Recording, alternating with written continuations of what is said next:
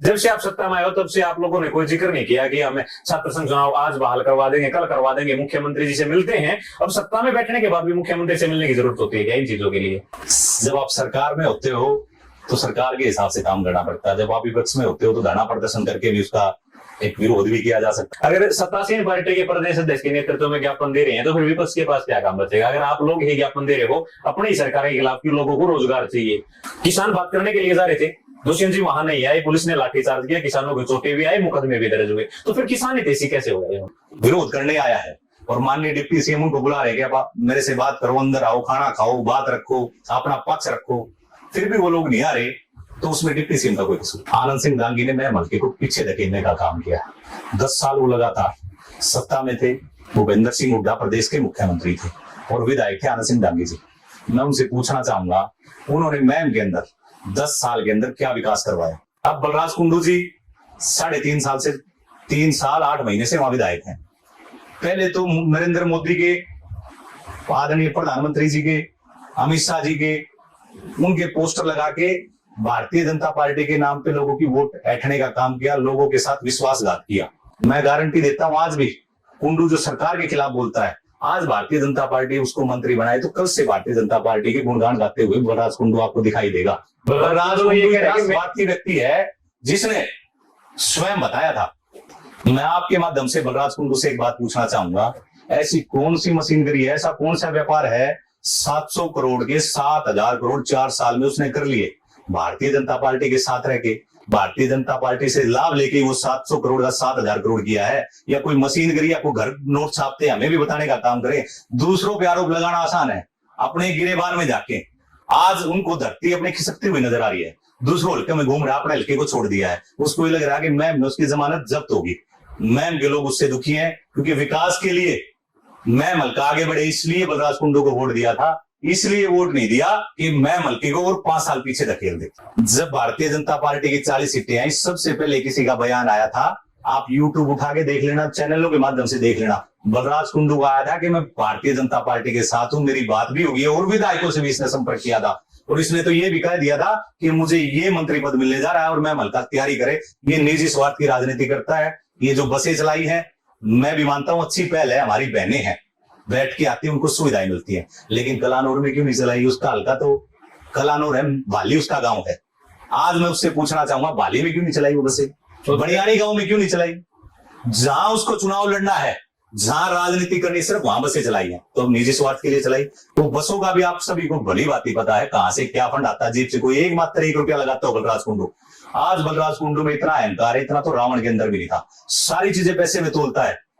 सफीदों में जाके कहा कि मैं मलके को तो मैंने खरीदा हुआ है। जो व्यक्ति, जिस व्यक्ति को इतना मान सम्मान मैं मलके ने दिया, जिला परिषद का चेयरमैन बनवाया, विधायक बनाया मैं मलके ने, वो व्यक्ति अगर मैं मलके के बारे में ऐसे बोलता है तो मैं मानता हूं उससे अहंकारी व्यक्ति कोई हो नहीं सकता। और अहंकार कभी किसी का रहा नहीं। अहंकार का जब बोलबाला हो जाता है तो उसका अंत भी होता है। और देखना, इस बलराज कुंडू की जमानत जब्त होगी और ऐसी जमानत जब्त होगी, ये राजनीति में दोबारा आपको दिखेगा नहीं। आज भी हर चीज पैसे में तोलता है, हर चीज की बोली लगाता है। भीड़ इकट्ठी करने की बात हो तो पैसे का अहंकार दिखाता है, सारी चीजें पैसे में तोल के चलता है। ये झुकने वाला व्यक्ति नहीं, अहंकारी व्यक्ति है। राजनीति में झुक के चलने का माध्यम होता है राजनीति जिसको करनी है। अहंकार, राजनीति में अहंकार का कोई स्थान नहीं होता। जिसको अहंकार करना, अपना व्यापार करे, अपना और कुछ करे, राजनीति में कोई स्थान नहीं है अहंकार। अब जब उसको यहां से धरती खिसकती हुई नजर आई, मैम के लोग उससे परेशान हैं। वोट दिया था बलराज कुंडू को कि मैम का विकास हो और मैम आगे बढ़े, लेकिन जब इनको मंत्री पद नहीं मिला, निजी स्वार्थ पूरा नहीं हुआ, मैम हल्के के विकास को छोड़ के ये दूसरे हल्कों में घुस गया। इसलिए घुस गया कि मैम हल्का तो तुझे सबक सिखाने का काम करेगा, तेरी जमानत जब्त करवाने का काम करेगा, तो दूसरे हल्कों में धरती अपनी जमाने का प्रयास कर रहा। लेकिन ऐसा होगा नहीं। हरियाणा की जनता अब इसको समझ चुकी है। जो मैम हल्के का, जिसने इतना मान सम्मान मैम हल्के ने इसको दिया, उसी का विकास नहीं करवा पाया तो बाहर का क्या विकास करवाएगा सर? मैं आपसे पूछना चाहूंगा, आपके माध्यम से बलराज कुंडू से पूछना चाहूंगा, मैम में 2 विकास कार्य बता दे, विकास कार्य जो बलराज कुंडू ने कराए। जिला परिषद के चेयरमैन रहे वो 5 साल और 3.5 साल से विधायक है। 2 विकास कार्य बता दे जो उन्होंने करके दिखाई। तो बलराज कुंडू की वो ग्रांट क्यों नहीं लगाता? वो बलराज कुंडू, इसका मतलब मैम के लोगों को पीछे धकेलने का काम करता है और ये चाहता है कि मैम का विकास ना हो, मैम पिछड़ा रहे और पिछड़ेपन के कारण आप मैम में घुसे रहो, लेकिन मैम हल्का समझ चुका है ऐसे लोगों के लिए मैम हल्के में कोई स्थान नहीं। आप देखना 2024 में ऐसे लोगों का सफाया हो जाएगा जो पैसे का अहंकार दिखाते हैं, वो अपने घर और व्यापार में मिलेंगे आपको। जब काम देने की बात है तो किसी को भी दे देता है, लेकिन जब पैसे देने की बात आती है तो आंखें चुराता है, लोगों को झूठ बोलता है, पैसे किसी के देता नहीं, और उस पैसे की ऐड जनता पे दिखाने का काम करता है। ये अहंकारी व्यक्ति है, इसकी जितने इसका जिक्र ना ही करो तो अच्छा है। इसके अंदर तो अहंकार रावण से भी बड़ा है। मेरे अंदर वफादारी है, मैं किसी पार्टी के लिए काम कर रहा हूं, उस पार्टी के लिए खड़ा मिलूं, उस पार्टी के लिए निष्ठा से काम करूं। ये कभी किसी के पास खड़ा मिलता है, कभी किसी के पास, जहां से स्वार्थ पूरा हो जाता है। ये हमारे पास भी जो पुराना राज हुआ करता, वहां से भी इसने अपना स्वार्थ पूरा किया। हाँ, भूपेंद्र हुड्डा के राज में भी इसने अपना स्वार्थ किया, भूपेंद्र हुड्डा के चरणों में लम लेट रहा। अब 2014 से 19 तक मुख्यमंत्री और प्रधानमंत्री जी के चरणों में लम लेट रहा। अब भी इसके ऊपर कोई निजी बात आती है तो मुख्यमंत्री के चरणों में लम लेट मिलता है। मैं आपको चुनौती के साथ और वायदे के साथ एक बात कहता हूं, आप मेरी बात गलत निकाल देना। आप सीसीटीवी फुटेज निकलवा लो मुख्यमंत्री निवास की, ये महीने में एक बार जरूर जाके वहां लम लेट मिलता है। विकास के कार्यों के लिए गया, आदरणीय दुष्यंत सिंह चौटाला जी ने हामी भरी कि कर देंगे तेरे काम, लेकिन इसने फाइलें बना के नहीं भेजी। 25 करोड़ पीडब्ल्यूडी के लिए हर विधायक के लिए दुष्यंत सिंह चौटाला जी ने पास करवाने का काम किया। ये कहता मेरे पास नहीं हुई। मैं इससे पूछना चाहता हूं कितने प्रस्ताव भेजे?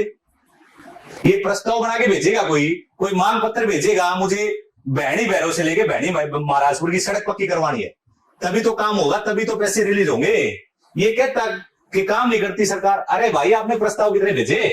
आप भी तो बताने का काम करें। ये अहंकारी व्यक्ति सिर्फ निजी स्वार्थ निकालता है और पैसे से लोगों को तोलता है, इसके अलावा जनता से इसी को कुछ लेना देना नहीं है। मैम से कलानौर का मार्ग है वो बड़ा बात टूटा हुआ है। मैम से निंदाना में चले गए, निंदाना मुख्यमंत्री का गांव है, निंदाना से जो अंदर का गांव है और अंदर की जो गलियां वो सारी टूटी हैं। उनके लिए मुख्यमंत्री जिम्मेदार है, सरकार जिम्मेदार है या विधायक बलराज कुंडू जिम्मेदार, क्योंकि लोग त्रस्त हैं, लोगों को सुविधा नहीं मिल रही। यहाँ लड़ाई मुख्यमंत्री विधायक के बीच में रहती, वो काम लेके नहीं आया, उसने काम दिया नहीं, लेकिन समस्या जनता को हो रही है। वो जनता के ऊपर जो बोझ पड़ रहा है, जनता जो परेशान है, उसका जिम्मेदार कौन है? सोनीपत लोकसभा की रैली का जिक्र किया, जुलाना का जिक्र किया। जुलाना के तो जो आपके पदाधिकारी जो पार्टी छोड़ के चले गए, विकास न होने का आरोप लगा रहे हैं। देखिए, संगठन का कोई, जहां आपने रैली रख दी, रैली रखने के बाद आपके पदाधिकारियों की जिम्मेदारी बढ़ जाती है कि उनको मेजबानी करने का अवसर मिला, वो लोग छोड़ के चले गए। आप लोगों की मनमानी कर रहे हैं, विकास नहीं हो रहा है हमारे यहाँ पे।